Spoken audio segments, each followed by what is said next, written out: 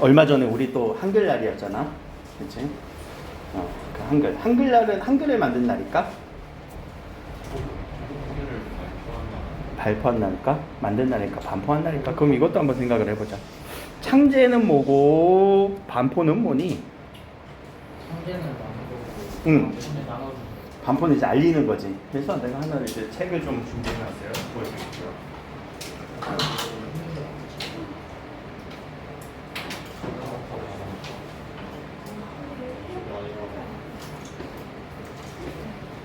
훈민정음 우리가 책이 어떻게 생겼는지 이렇게 제가 책을 샀습니다. 훈민정음 하나는 쭉 보면은 이렇게 이게 뭐야 이게 도대체 뭐야 이게 한문으로 쭉 적혀 있어. 근데 혹시 요거 보이니? 요 글자? 기억. 기억이 이렇게 써 있지? 기억만 이렇게 써 있나? 한번 보자. 여기 뭐야? 뭔가 자음이 이렇게 쭉 써 있죠? 요 책이 하나 있고요.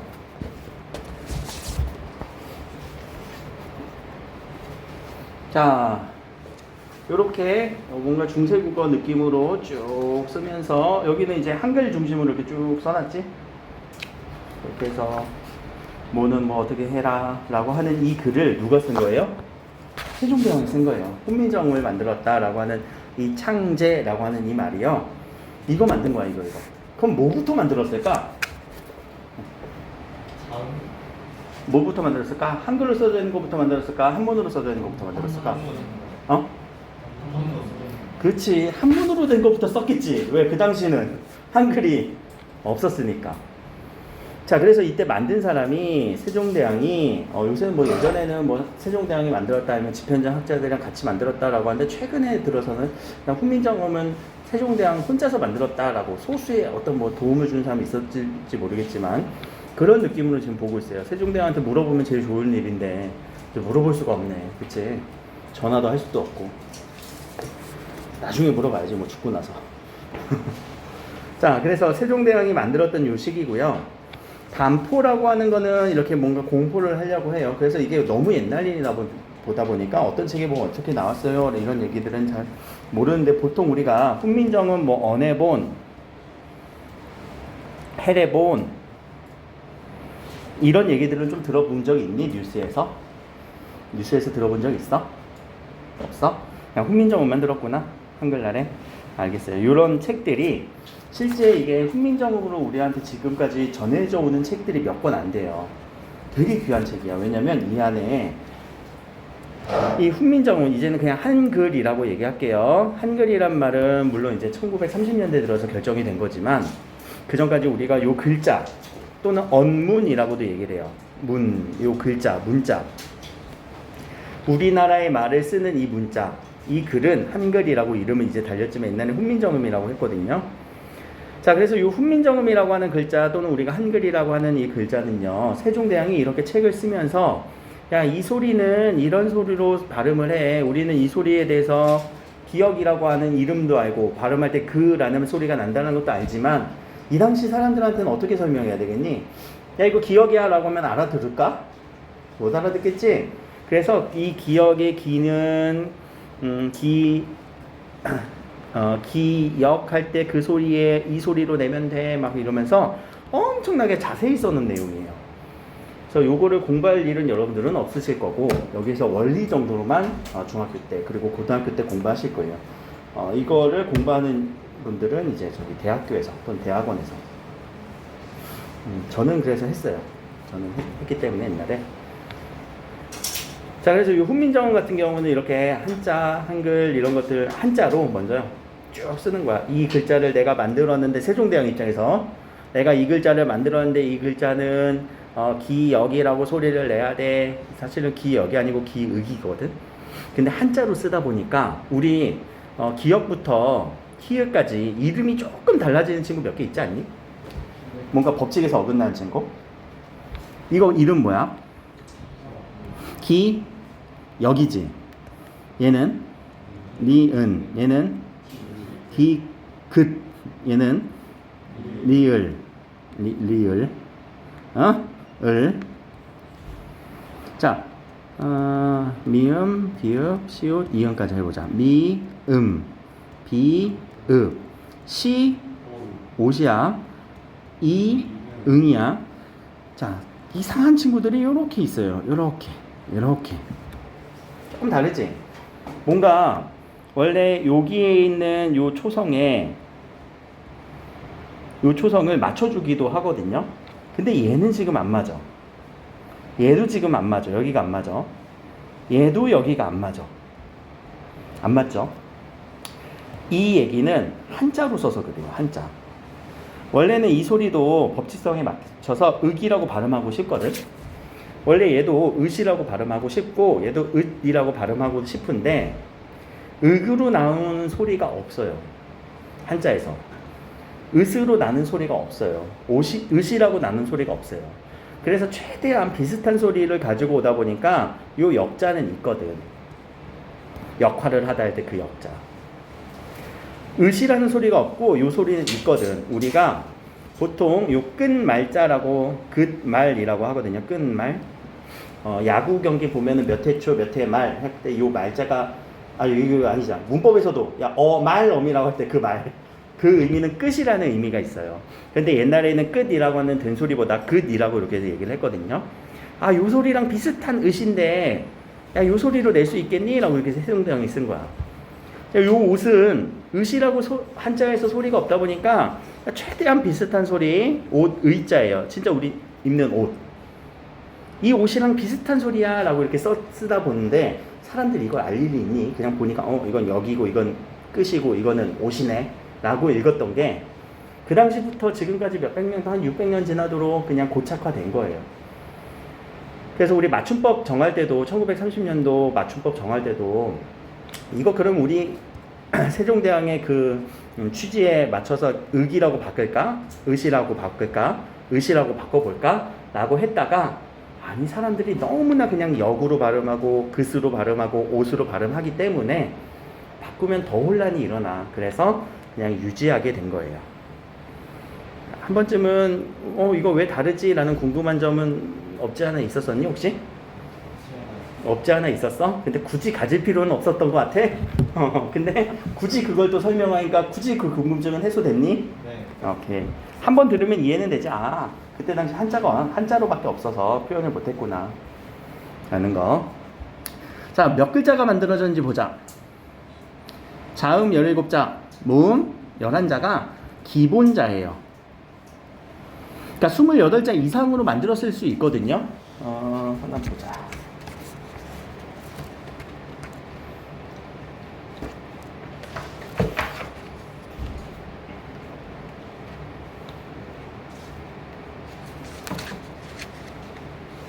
스물여섯 글자 이상으로, 28글자 이상으로도 우리는 만들었을 수도 있다라는 게 여기서도 보여요. 자, 혹시 여기 보이시면, 자, 요 글자 같은 경우는 여자라고 보이니? 네. 이렇게는 우리가 쓸 수 있어. 근데 요런 글자 우리 쓰니? 유이? 워에? 왜는 쓰고 요에? 이런 글자 쓰니? 잘 안 쓰지. 근데 요런 글자들은 기본자로 만든 글자들은 아니에요. 그래서 기본 글자 11자 모음에 그리고 기본 글자 17자 만들었다라고 외워야 돼요. 그러니까 28자 이상으로 우리는 만들었을 수 있거든요. 한글은. 근데 그거는 나중에 이거를 운용하는 방식에서 운서법이라고 하는 운용하는 방식에서 운용을 하는 거지 처음에 만든 글자에는 안 들어가요. 그러면 처음에 만든 글자는 무엇이냐? 자, 자음이 17자가 만들어져야 돼요. 그럼 17글자를 우리는 한번 꺼내 봅시다. 기역부터 어디까지? 히읗까지 써볼까? 기역, 니은, 디귿, 리을, 미음, 비읍, 시읒, 이응까지는 했고 그 다음에 지읒, 치읒. 야, 요거는 그럼 키역일까 키윽일까? 키윽이에요. 그 다음에 그럼 얘는 티긋일까 티으실까? 으시에요. 여기부터는 이제 법칙 맞춰주는 거예요. 알겠죠? 그 다음에 피읍 그리고 히읗. 요 히읗 같은 경우는 여기 보면 히읗으로 끝나죠. 그쵸? 이름 중에서 명사 중에서 유일하게 히읗으로 끝나는 명사예요. 우리 국어에서. 생각해봐. 히읗으로 끝나는 명사 있나 생각해봐. 없을걸? 응? 이렇게 끝난 응? 이렇게 이렇게 끝나는 단어가 있다고? 없어요. 유일하게 한 글자 있어. 근데 옛날에는 꽤 많았어요. 중세국어에서는. 근데 그건 나중에 얘기할 거고. 그러면은 여기부터 기역부터 히읗까지 몇 글자니? 응? 17? 너무 그냥 이거 14개네? 3개 어디 갔어? 우와! 그런 걸 알아? 이런 글자를 알아? 이런 글자들 지금 현재 써요? 안 써요? 안 써요. 소멸한 글자들이 3글자가 있네. 자음에서.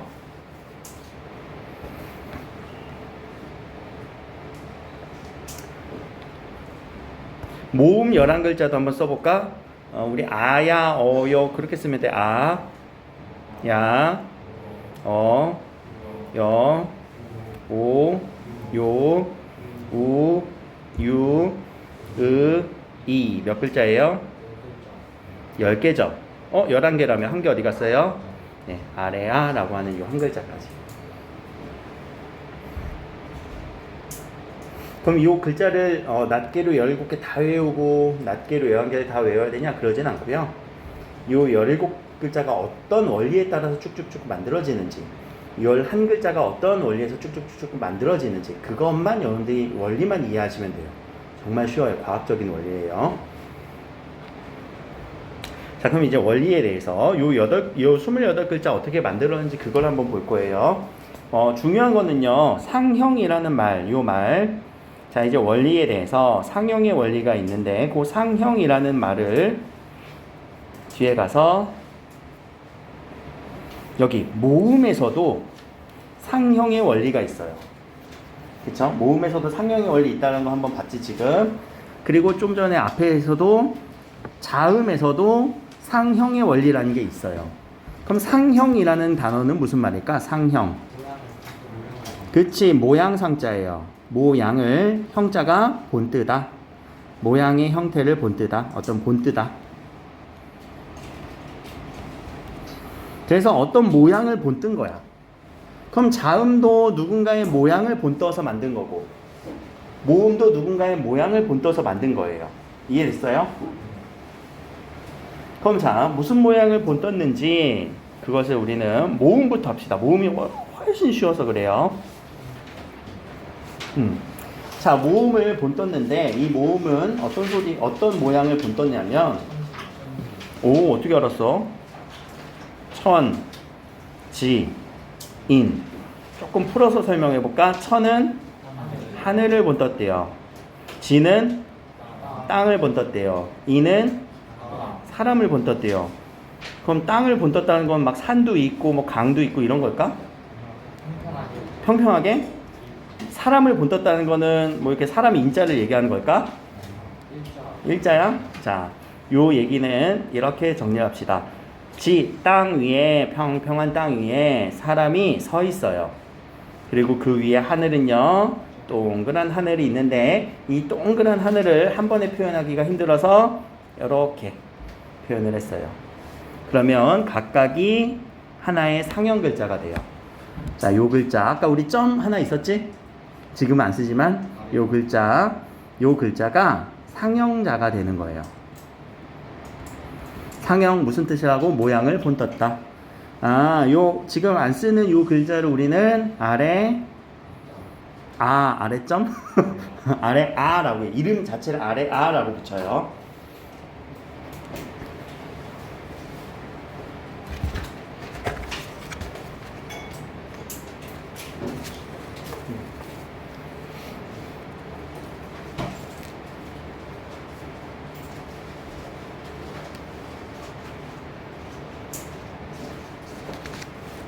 그래서 여기서 이제 요 아래야 만들었다 여기 점 보이지? 요런 아래야 만들었던 그런 내용이에요. 요 이름 자체가 우리는 지금 아레아라고 얘기를 하지만 요 이름을 세종대왕이 붙인 건 아니에요. 뒤에 하자들이 붙인 거지. 왜냐하면 소리가 구별이 돼야 돼서 그래. 어떤 소리랑 구별돼야 되니? 아 소리랑. 우리 기본적으로 아라고 내는 소리랑, 그럼 얘도 선생님 아레아니까 아라고 내야 되는 소리 아닌가요? 하는데 소리가 달라요. 우리 아라고 내는 소리보다 조금 더 낮게 내주면 돼. 낮게 내준다는 게 뭘까? 그래서 나 아래라는 표현을 쓴 거거든. 아, 이 벌려. 자, everybody say 아, 아, 이 소리보다 조금 입을 작게 해서 소리.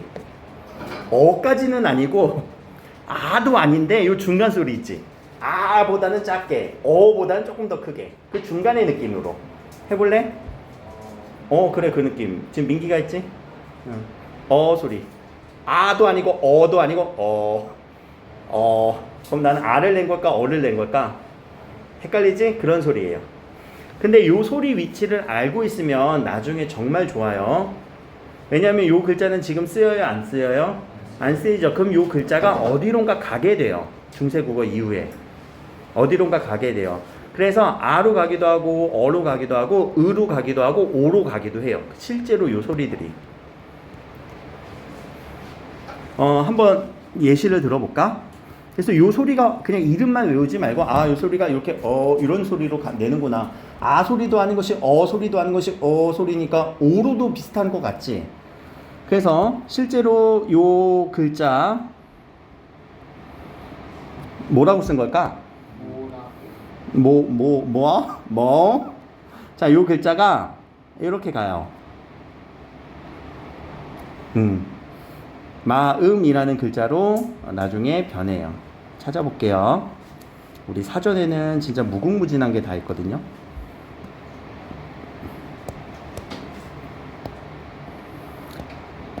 네이버 사전은 항상 여러분들 핸드폰에 바탕화면에 깔아주세요. 자 여기 보면 요렇게 마음이 처음에 이렇게 마음이었다가 요 뒤에 반치음인데 반치음은 지금 생략하고 얘기했어요. 요런 글자였다가 요런 글자로 이렇게 가는 것들이 보이지. 중세국어 때는 이런 모양이었구나. 그래서 이게 아로 갔구나. 여기서는 으로 갔구나. 으로도 가고 아로도 가고. 그러면 나중에 중세국어 읽을 때 어느 정도는 읽히는 느낌이 들어. 그래서 아래 이거는 하늘을 본떴구나. 자 거기에 사람이 서 있다. 이건 어렵지 않지? 이건 사람 그래서 이를 얘기하는 거고, 이거는 땅의 평평한 느낌 소리를 낸 거예요. 그래서 상형 글자는 몇 글자예요? 3개예요. 천지인. 근데 우리 아까 모음은 몇 글자 만들었다고 했어? 11글자 만들었지. 그럼 지금 우리 3글자까지는 찾아냈어요. 몇 글자 비어요? 7개? 야 산수잖아 이거는. 8글자 8글자 남았네. 자 이 8글자를 우리는 어떻게 찾을 것이냐? 정말 쉽습니다. 동서남북에 점 하나씩만 찍어 봅시다. 바깥쪽으로 찍어야 돼요. 그러면 자 요 글자는 무슨 글자처럼 보이니? 오. 요 글자는 무슨 글자처럼 보여? 얘는 우, 얘는 그럼 몇 글자 나왔어? 4글자. 자, 이제 4글자가 남았네. 그럼 이제 4글자는 점 몇 개씩 찍으면 될까? 오케이, 2개씩 찍어볼까요? 무슨 글자 나와요? 요, 야, 유, 여. 그래서 총 11글자. 안 어렵지? 그쵸? 그러면 자, 두 번째 요 원리. 지금 요 두 번째 뭔가 이렇게 합쳐서 점을 하나씩 찍었다라는 거, 요 원리를 우리는 밑에 합성의 원리라고 얘기를 해. 합성한 거예요. 어떤 글자랑 어떤 글자랑 합쳤어? 그렇지. 아레아랑 이를 합치거나 아레아랑 천지인 요 땅을 합치거나. 그쵸? 그래서 그렇게 처음에 점 하나 찍어서 만든 글자를 우리는 초출자라고 얘기를 해. 합성의 원리 안에 초출자 4개. 초출이라는 단어는 뭐겠니? 처음, 출, 나타나, 나온. 처음 만들어낸 글자 4개. 그리고 한 번 더 찍어서 재출자, 다시 재자, 재방송할 때. 그렇게 해서 재출자라고 하는 요 합성의 원리로 두 가지. 아, 상형의 원리 3글자, 합성의 원리 8글자 만들었구나 라는 것을 알 수 있으면 돼. 되게 과학적이지 않니? 이렇게 한 번만 누군가가 설명해주면 아 그래? 이렇게 글자 쓰면 돼? 그냥 머릿속에 팍 박힐걸? 알파벳은 다 외워야 되잖아. 여러분들 옛날에 기억은 안 나겠지만 알파벳 이렇게 쓰는 것도 되게 연습하지 않았니? C인지 D, B인지 D인지 소문자 헷갈리고 막 아니어서 아닌 사람은 솔직히 없을걸? 이게 뭐지? 이게 뭐지?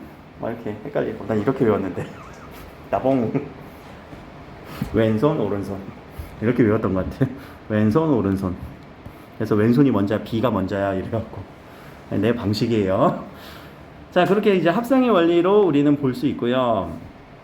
나중에 요 합용의 원리는 나중에 일단 얘기하면 됩니다. 지금 여기 보니까 아까 이상한 글자들 있었지. 이상한 글자들. 그러니까 그거는 만든 글자 아니에요. 나중에 합용 운용하라는 얘기예요. 알겠지? 섞어서 막 써보라는 얘기예요. 그래서 일단 합용의 원리는 여러분들 모르셔도 되고요. 여기까지. 근데 이름이 헷갈리면 안 돼. 합성이랑 합용이랑은 완전히 달라지는 거야. 합성이란 뜻은 뭐니? 두 개를 합쳐서 하나의 구성 성분으로 딱 합쳐진 거야. 얘는 합성된 거야. 합쳐진 거야. 합용은 무슨 말이니? 용은. 그렇지. 그렇게 한번 사용해 보라는 얘기야. 이건 합쳐서 사용하라는 얘기고 얘는 합쳐서 구성하라는 얘기예요. 구성이란 건 완전히 딱 붙는 거야. 합용은요. 뛸 수도 있고 붙일 수도 있고. 그래서 두 가지 원리. 자, 모음의 두 가지 원리 써볼까? 무슨 원리? 첫 번째 상형의 원리. 두 번째 합성의 원리. 자, 상형의 원리는 천, 지, 인. 합성의 원리 초출자, 제출자. 초출, 제출은 쓸 수 있겠지? 안 어렵잖아. 동서남북에 하나씩 두 개씩. 여기까지가 이 원리고, 그러면 이 원리를 이끌어내기 위한 그 과정까지는 언제 배우냐? 대학교에서 배우는 거예요. 이 상형의 원리를 우리가 만들어낸 과정이 또 있거든.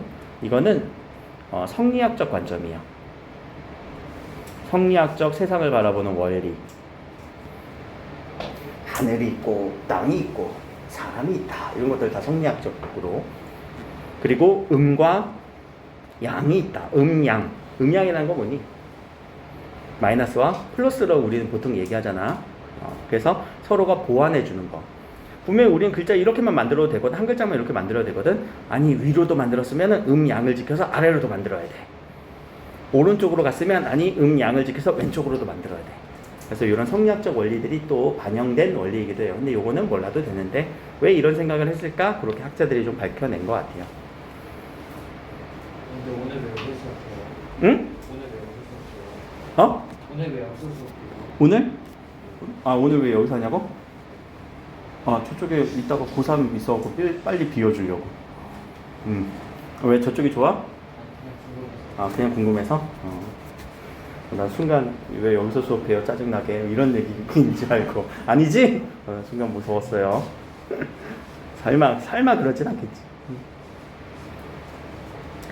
자, 그래서 요 중성체계를 우리가 이제 좀 봤었고요. 나중에 이제 고등학교 오면은 이런 글자들을 이제 읽어야 돼. 그럼 요거 한번 읽어볼까? 나란 말 싸미로 읽히지. 나란 말 싸미로 읽히지. 근데 요 글자가 아가 아래 아가 어디로 갈 수도 있다고? 어로도 갈 수 있고 으로도 갈 수 있어. 그래서 요거는 말씀이라는 글자로 읽을 수도 있을 것 같아요. 나중에. 요건 어떻게 읽히니?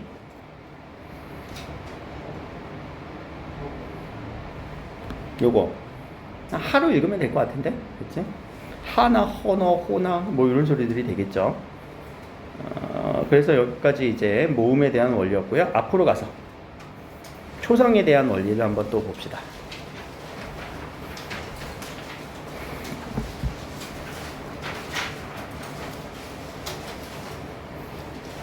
자, 그럼 초성도 첫 번째는 상형의 원리일 거예요. 그러니까 뭔가를 본떠야 되겠네. 참 이게 세종대왕이 소리학자로서는 정말 천재인 것 같아요. 그 소리 나는 위치들의 그 스팟을 딱 정해갖고 그 지점을 딱 알아갖고 그럼 얘가 누구랑 지금 연관이 지어서 소리가 나는지를 수만 번 테스트를 했던 것 같아. 먼저 여러분들 그 소리 한번 해볼까? 그 이 소리야. 이 소리 아니에요. 이 소리예요. 그럼 그 소리 내기 직전까지, 소리가 나기 직전까지 여러분들의 여기 입 안에서의 공기 흐름은 하고 멈추는 느낌이 들지 않니? 뭔가 딱 막히는 느낌이 들지 않니? 그리고 나서 뭔가 라고 터트리는 순간 어디가 간질간질한 느낌이지? 자, everybody say 하면은 뭔가 입술 쪽에서 울리는 느낌이야? 그건 또 아닌 것 같아. 입 안쪽에 뭔가 울리는 느낌들이 들죠. 뭔가 그쪽에서 공기의 진동이라든가 파동이 느껴질 거예요. 그래서 이 기역 소리가 나는 그 위치를 우리 인체를 이렇게 단면도로 잘랐을 때 여기가 치아일 거고, 여기가 잇몸일 거고, 여기가 입천장일 거고, 여기가 혀일 거고, 여기가 치아일 거고, 이렇게 사람이 코는 이렇게 있을 거고요. 그쵸? 자, 잘랐어요. 그 소리가 여기서 나거든요. 이쪽에서. 그때 혀가 살짝 좁혀지면서 이렇게 막는 느낌이 든대요. 그럼 요 글자를 그대로 상형한 거예요. 어떻게? 이렇게. 물론 제가 이렇게 사람을 이쪽 모양으로 했지만 반대쪽으로 모양으로 바꿔버리면 그역 모양이 되겠지. 반대쪽 모양으로 다시 그릴게. 코, 치아, 목청, 치아, 이렇게. 그랬을 때 이쪽 지역에서 소리가 나다 보니까 이때 혀 모양 기역 소리를, 이걸로 어떻게 혀가 이렇게 꼬부라지는지 사람을 잘라봤을까? 사람을 자르는 즉시 이 기역 소리도 못 내고 죽지 않았을까? 어떻게 이 기역을 그대로 이렇게 본떴을까? 참 그런 궁금증이 있어요. 자, 느 소리 한번 해볼까 얘들아? 느 발음, 혀 어디가 닿니? 살짝 입 천장에다 아니면 잇몸에다. everybody say 어디 잇몸에다? 그래서 요 잇몸에 닿는 느낌, 혀가 요렇게 나와서 요렇게 잇몸에 닿는 느낌. 그래서 요 글자를 그대로 본떠서 니은. 그랬구나. 자, 무 소리는 어디서 나니? 입술에서 나지? 그래서 입술이 이렇게 다물고 있는 모양. 요 입모양을 본떴다라고 하는데, 요 입모양은요, 여러분들 그 한자 혹시 입구자 알아요? 입구? 입을 나타내 주는 거. 그냥 네모. 그치, 요거 입구라고 하잖아. 그 모양 그대로. 자, 시옷 모양도 한번 볼까? 자, 시옷 발음 한번 해볼래? 자, 스 발음할 때 혹시 잇몸 닿는 사람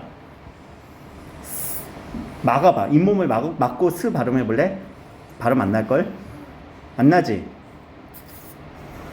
자, 그래서 요 잇몸에 혀가 이렇게 가까이 가면서 여기를 좁혀주면서 이쪽에 공기가 쓱 나오는 느낌이에요. 그래서 여기에 잇몸의 모양과 혀가 좁혀주는 이 느낌. 그래서 그 모습을 시옷이라고 합니다. 자, 목구멍은 여기 있는 동그란 소리겠죠? 여기 소리. 자, 요 5개가 상형의 원리예요. 아까 우리 모음에서는 몇 개가 상형의 원리였지? 3개가 상형의 원리였지. 근데 지금 여기서는요 5개고요. 요 5개를 여기 한자를 알면은 참 쉽게 외울 수 있는데 일단 한자를 안다 치고 얘기해 봅시다. 아설순치후, 아설순치후, 아설순치후, 아설순치후. 입에 붙니? 아설순치후. 딱딱 붙어? 안 붙어? 해봐. 아설순치후, 아설순치후. 뭐 친구 이름 부르는 것 같은 느낌도 들고. 아설순치후. 그럼 그때마다 이제 아라는 글자는 뭐고, 설이라는 글자는 뭐고, 순이라는 글자는 뭐고, 치라는 글자는 뭐고, 후라는 글자가 뭔지 정도만 알고 있으면 돼요.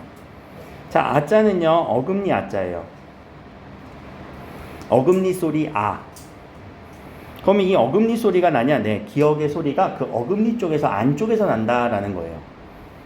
그래서 이 아자는 어금니 아자를 의미하기도 하고, 어금니 쪽에서 기역 소리가 할 때, 저처럼 이제 혀에 살찐 사람들은 그 발음하는 순간 어금니까지 이렇게 일단은 혀가 닿더라고. 안 닿는 사람도 있는데, 나는 하면은 이 어금니의 양쪽에 혀가 이렇게 닿는 느낌인데, 닿니? 혹시 할 때? 안 닿니? 나만 닿니? 내 혀가 살쪘나 보다. 닿는 사람 없어? 다? 그럼 나 살 안 찍어내. 누군가는 닿겠지 또. 근데 닿는 사람이 없는 것 같아. 그 발음할 때. 근데 난 닿는데 그 이러면서. 그래서 나는 이게 어금니에서 나는구나 라고 쉽게 받아들일 수 있거든.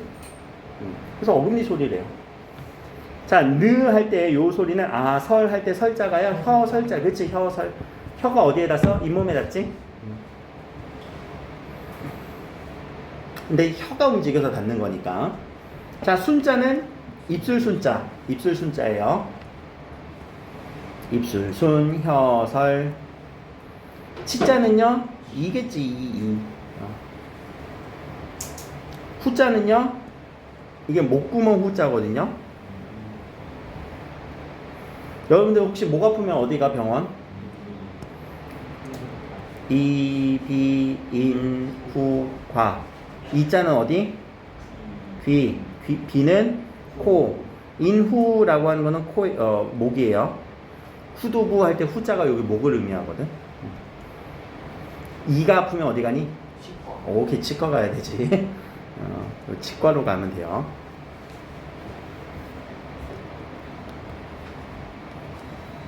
그래서 그 글자예요. 5글자 아설순치후. 그럼 옆에다가 한번 또 연습해 볼까? 아설순치후를 기억하고, 아자 무슨 글자라고? 어금니 아자 기억. 설은 혀설 니은. 수는요 입술순 입술소리. 치는요 잇몸소리 시옷. 후는요 목 동그라미. 요 5글자가 기본 글자로서의 상형자 기본 글자 5글자예요. 그래서 요 5글자 잡는 게 더 중요해. 요 5글자를 잡다가 나중에 의문체계 우리 자음체계 생각하면 또 헷갈릴 수도 있다. 자, 2번째 원리 봅시다. 상형의 원리는 그럼 알겠어요. 요 혀의 어떤 위치라든가 입의 이런 발음기관에 대한 요 위치 모양을 그대로 옮겨갖고 우리한테 얘기를 한 거니까. 자, 밑에 가획의 원리. 가획이라는 말은 무슨 말이니? 그렇지, 획을 더한다. 더할 가짜예요. 획을 더해주는 거예요. 획을 더한다라는 거는 요렇게 획 글자 하나씩 한 획을 더 더해준다는 거예요. 어디다가? 기본 글자에다가. 자, 기본 글자 기억에다 획 하나만 더 해볼까? 그치, 우리가 알고 있는 기억이 나오지. 자, 니은에다 획 하나 더 해볼까? 디귿이 나오지. 위에다가 하나 더 해주고 중간에도 하나 더 하면 티읕이 나오지. 미음은요 조금 이상하게 더 해야 되는데 비읍이 뭔가 반씩 잘라서 더하는 느낌이긴 해. 또 밑으로도 하면은 이렇게 돼야 되는데 이렇게는 안 쓰지. 이걸 또 돌리기도 하지. 이렇게. 그러니까 이게 가획의 원리인데 이게 왜 이렇게 반씩만 더해지고 이걸 왜 이렇게 돌렸을까라는 고민들은 좀 세종대왕한테 물어봐야 되는데 그까지는 아직 모르겠어. 자, 여기서 시옷에서는 지읒에서는 자, 치읓을 이렇게 쓰는 게 원래는 맞을 거예요. 잠깐만 찾아줘야지 또. 아니다. 치읓인데 위쪽으로 볼록 올라가 있다. 요렇게. 이응은요 요렇게 획 하나를 위에다가 동그랗게 더해주고요. 그리고 여기서도 히읗을 위에다가 꼭지로 올려주는 거예요. 요렇게. 근데 요 글자는 뭐야? 삼각형? 단치음? 어떻게 이름을 알고 있냐? 요 삼각형은요, 그럼 누구의 삼각형일까? 어디다가 획을 더해주는 느낌이었을까? 그렇죠. 여기에 획을 요 밑에다가 더해주면 이런 글자들이 나올 거예요. 자, 그리고 우리 글자 없는 리을은요. 리을은 어디다가 조금 더 글자를 더해줘야 될까? 니은에다가 요렇게 뭔가 획을 좀 많이 더해준 느낌이고 방향성도 좀 달라지기도 하고. 자, 이렇게 하면은 우리 글자 몇 글자 만들었어? 5개, 5개, 4개, 2개. 몇 개니? 16개. 하나 없다. 하나 없다. 어디 있을까? 자, 요 하나는요. 이응이 여기에 하나 있고요. 요 이응과 요 이응은 서로 다른 이응이라는 걸 표시하기 위해서 여기다가 이렇게 꼭지 이응이라고 해서 조금 어려운 글자들이 있어요. 요 글자를 옛 이응이라고 해요. 옛날엔 썼다. 이응을. 지금은 안 쓰죠. 자, 이 삼각형은요, 치음인데, 치소리인데 반만 나는 반치음이라고 얘기를 해요. 그리고 여기 뭔가 히읗도 아닌 것이 이응도 아닌 것이 열이다, 열인 히읗이라고 얘기를 해요. 안녕하십니까. 안녕. 제가 잠들어버렸습니다. 슬립. 자, 몇 시에 끝나는데 집에 가서 잠들어 버리면은 잠잘 시간이 충분했다는 거야? 아니 여기 누워있다가 잠들었어요. 이거 뭐예요? 수업 자료. 자, 그래서 열인 히읗이고요. 반치음이고요. 예디음이에요.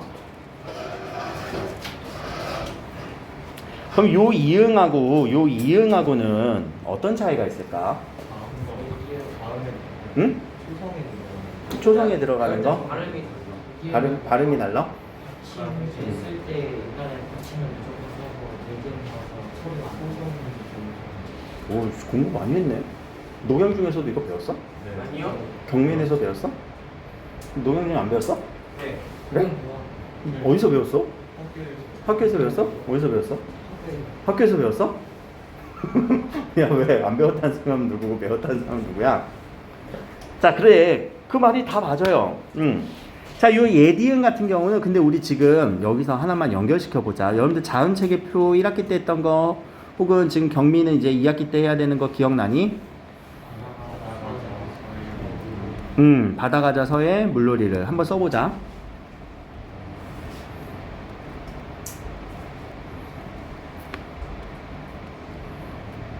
자, 요렇게 여기 입술 소리, 잇몸 소리, 새인 입천장 소리, 여린 입천장 소리, 목청 소리. 위치로만 한번 보면 여기서는 후음이 목청 소리이긴 해요. 그래서 히읗 하나밖에 안 남아 있어요. 지금은요. 그럼 요 글자도 없어졌고요. 요 글자도 없어진 거예요. 실제로 소리가 없어지기도 해요. 근데 표기로는 얘는 여전히 살아남죠. 표기로는 얘는 살아남는다. 왜냐면 요 여린 옛 이응의 요 소리가 원래 소리로는요, 요 소리가 옛 이응 소리예요. 우리가 응이라고 할 때 이 소리가 옛 이응 소리예요. 근데 그 소리는 지금 우리 어디랑 연결돼? 기억이 있는 여린 입천장 소리. 그러니까 여린 입천장의 그 위치가 옛날에는 어금니 소리라고 했던 거야. 그러니까 그 자리에 있는 요 옛 이응은 현재 우리 이응 소리예요. 똑같아요. 그러면은 요 후음의 이응은요, 음가가 없다라고 얘기해요. 음가 없는 이응. 음가라는 단어는 뭐니? 음가. 음의 가격일까? 소리. 소리의 가. 이게 가부, 있다, 없다 할 때 음가가 없다라고 얘기를 해요. 음가 없는 이응이에요. 음가 없는 이응. 여린 이읒도 이론상으로는 발음할 수 있어야 돼. 흐보다 좀 더 약하게. 이 소리 느낌으로. 그래서 여기서 여러분들이 이제 느끼셨는지 모르지만 가획이 될 때마다 소리를 조금 더 세게 내주는 거예요. 크, 느, 드, 트, 무, 부, 프, 즈, 츠. 조금 더 세지는 느낌도 있어요. 그러니까 그 원리도 여기 반영이 되어 있어요. 요 반치음 같은 경우는 라고 하는 거는, 자, 스는 무슨 소리였지? 잇몸 소리에서 마찰음이지. 요 소리지만 요 시옷은요, 즈라고 하는 약간의 울림 소리 느낌도 나야 돼요. 받침 소리가 아니라 즈 이런 느낌으로. 그러니까 발음하기가 쉽지 않아. 그런 느낌이야. 맞아. 잘했어. 그러니까 그런 느낌으로 발음하기 쉽지 않다 보니까 얘들아, 그러면 발음하기 쉽지 않고 어렵고 막 잘 안 쓰일 것 같고 이런 소리들은 나중에 어떻게 돼? 없어지지? 사라지지? 그게 언어의 역사성인데 그 언어의 역사성에 따라서 소리들이 없어집니다. 그러면 없어진 글자들만 또 다시 X표 쳐볼까? 요거 없어졌고요. 소리로는 얘는 살아남아요. 근데 글자로는 없어지죠. 그리고 여린 이읒이 없어져요. 그래서 현재 글자인 14글자가 남게 되는 거죠. 그쵸? 여기까지 우리 이해됐니? 그러면은 28자가 어떻게 만들어졌는지는 확인이 됐네요. 오케이. 그래서 가획의 원리다. 가획이라는 거는요, 획을 더해주는 거예요. 자, 획을 더하는 데 있어서 아까 뭔가 마지막에 이상하게 더해진 친구들을 우리는 이체자라고 얘기를 해요. 이체라는 거는요, 계좌 위치하는 거 아니야. 돈을 보내는 거 아니야. 무슨 말일까? 이체. 채 모양이 그렇지, 이자가 좀 다르다. 조금 다른 원리. 그래서 기본자의 조금 다른 원리로 이런 글자들을 만들었습니다. 여기 보면은 요 이응하고 요 이응하고 좀 같아 보이지만 아니야. 앞에 이응은 꼭지가 없는 이응. 뒤에 글자가 꼭지가 있는 예디응이에요. 알았지? 이응, 예디응이란 글자가 어려우면 꼭지 이응.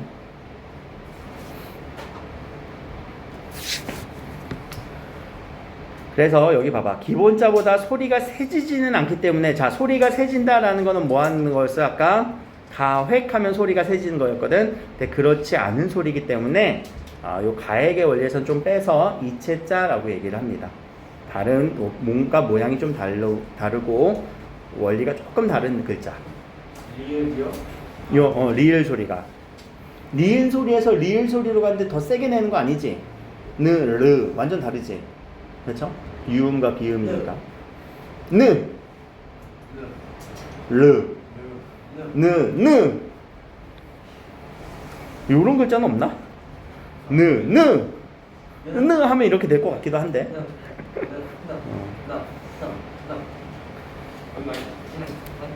근데 세종대왕은 저 글자 만들 수 있게끔 해놨어. 쓸 수 있게끔 해놨어. 그거를 잠시 쉬었다가 이어서 얘기합시다. 일단은 여기까지.